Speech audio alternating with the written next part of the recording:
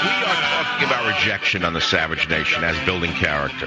That's how they used to train men in the Army. That's how you were trained in anything in the world till this liberal education started in, and everything's self-esteem. Good job. Good job. The kid swings and misses, falls on himself. Good job, Bobby. I mean, I believe in positive reinforcement up to a point, but not to the point of absurdity. You go to a playground, you see parents, everything is good job. The kid falls, good job. Kid rips his foot open, good job.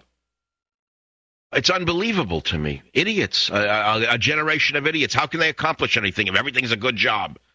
How about when they do a bad job? I didn't say get angry at them, but stop with the good job every 2 minutes.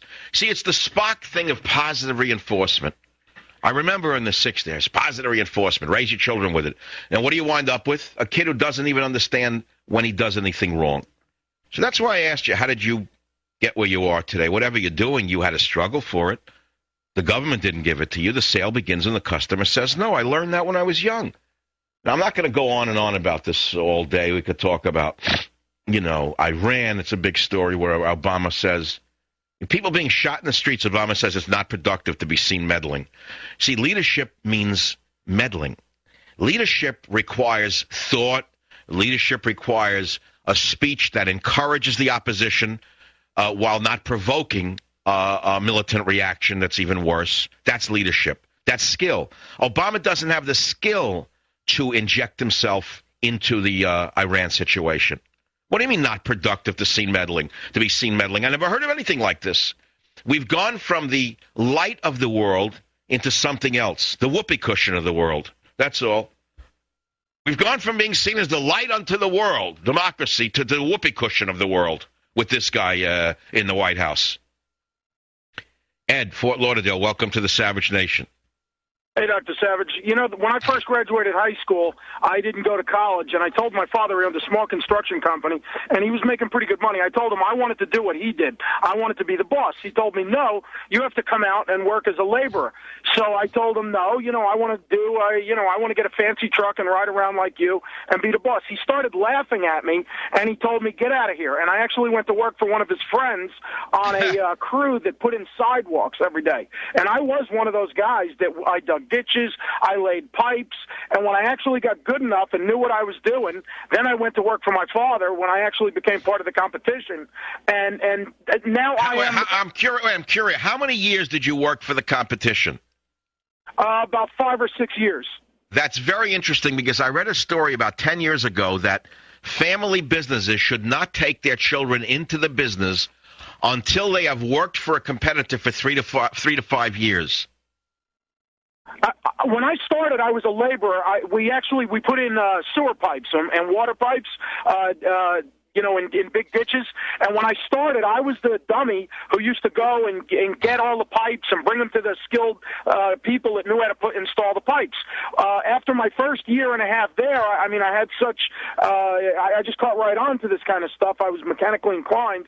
That's something they used to say. They don't say that anymore. Yeah. I was mechanically inclined. So, I went from being the dummy on the top of the ditch to running a crew with my own little crew within 2 years. And then I went out and I started actually competing with my father's company. And we actually started taking jobs away from him. And his friends would call up and say, hey, I got your son on my job. He's doing a great job. And actually, I didn't go to work for him right away. I joined the Army after that, after about 5 years, because I figured it was something I needed to do. For my life experience, it was always something I wanted to do. And when I came out, my father said, are you going to come work for me now? And I said, yeah, okay, yeah, sure. And we've been working together ever since. And what, today, Ed, you're running the company? Yeah, and I think back, I didn't know what the hell I was talking about when I told my dad. He was so right. It's not even funny. I've heard you tell stories about those old Italian guys with the thick necks and the hair on the back of their hands. That's my. You describe my family. They're from Queens. They're from Brooklyn. They're from all over New York. They tell you nice things, but in a very rough way. They're always looking out for you. That's loving my family. And that's right. You know what? Well, let me ask you something. When you did something wrong, did they say good job? No, they definitely didn't say. I have a friend who's a wealthy guy and a very big benefit, a conservative and a philanthropist. He said he'd come home from school with a 98 on his report card. His father would say to him, why didn't you get 100? What happened to the other 2 points? Exactly right. I would come home all happy. I got B's or I got a C, and my father would say, "Why are your grades so low? How come you didn't get A's? What's wrong?" Yeah, and today the kid would call up the Child and Family Services so that they could take the kid away for abuse. Once, my younger brother told my father threatened to slap him, and my brother said, "If you do, I'm calling HRS." And my father said, "Well, in the time it takes them to get to this house, I'm going to kill you. I brought you in." Is your father still around? Yes, he is. God bless him. Yes, he is. How old is he? He's about 65, 66 years old. Oh, he's a young guy, but is he retired?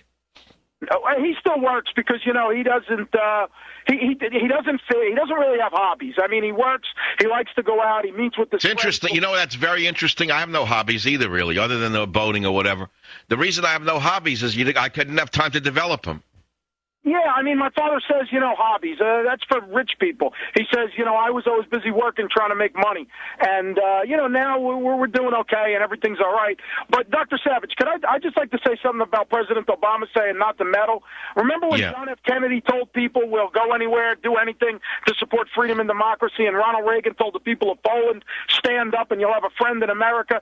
That's leadership. Tear down this wall, that's leadership. Not telling people we're not going to meddle. No, this guy is a pacifist socialist of the classic variety.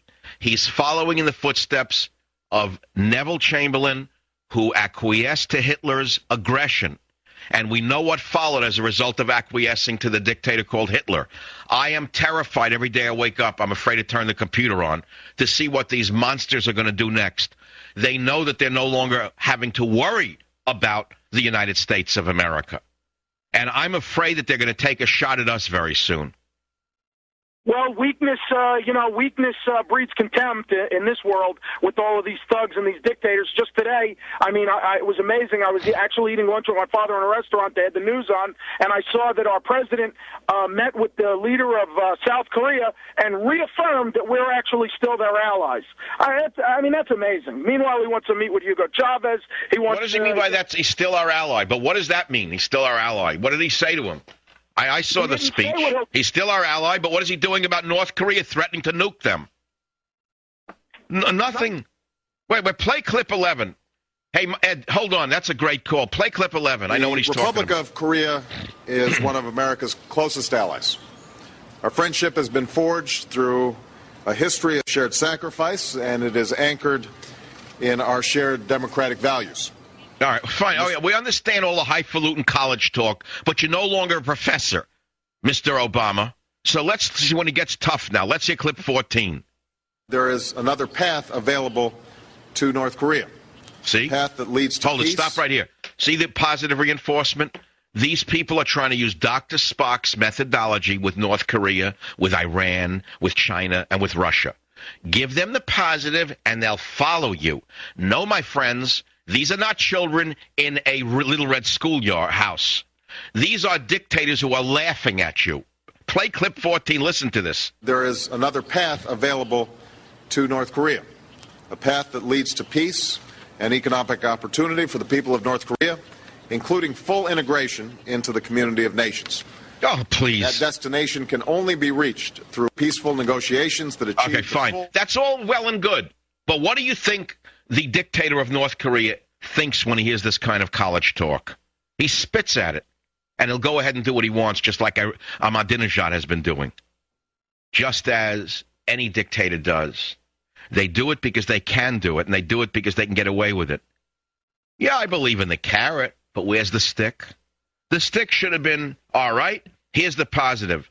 The negative is, unless you do it by Friday at 5 o'clock, we're going to blow up your launch pads, Johnson. I'll be right back. Savage.